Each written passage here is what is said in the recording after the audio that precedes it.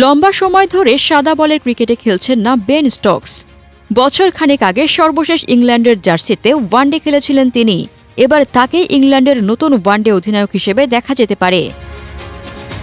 চলমান চ্যাম্পিয়ন্স ট্রফিতে আফগানিস্তানের কাছে হেরে গ্রুপ পর্ব থেকে বিদায় নিয়েছে ইংল্যান্ড। তুলনামূলক খর্বশক্তির আফগানদের কাছে হারায় জশ বাটলারের নেতৃত্বের সমালোচনা করেছেন অনেকেই। সমালোচনার মুখে অধিনায়কত্ব ছেড়েছেন বাটলারের পর নেতৃত্বে দেখা যেতে পারে বেন স্টোকসকে।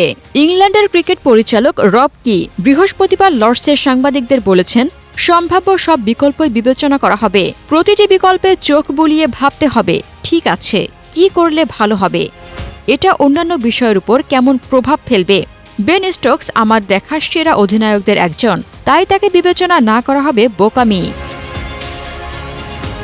2023 বিশ্বকাপের পর আর ওয়ানডে খেলেননি স্টোকস।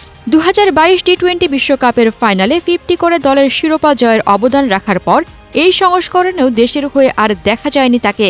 এদিকে স্টোকস ছাড়াও আরও বেশ কয়েকজন আছেন অধিনায়কের সম্ভাব্য তালিকায়, যেখানে Harry Brook, Phil Salt, Liam লিভিংস্টোনরাও। কিছুদিন আগে ম্যাককালাম বলেছিলেন, ভালো কিছু বিকল্প আমাদের দারুণ কয়েকজন নেতার মধ্যেই গড়ে উঠেছে।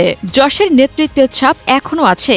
দলের মধ্যে নেতা গড়ে তোলায় সে কাজ করত, এমন নয় যে সে খুব পোড় খাওয়া কেউ। দলে তরুণ অনেক ক্রিকেটার আছে যাদের ক্রিকেট বোধ দারুণ, এবং সে তাদেরকে অনুপ্রাণিত করেছে নেতা হিসেবে গড়ে উঠতে ও শিখতে।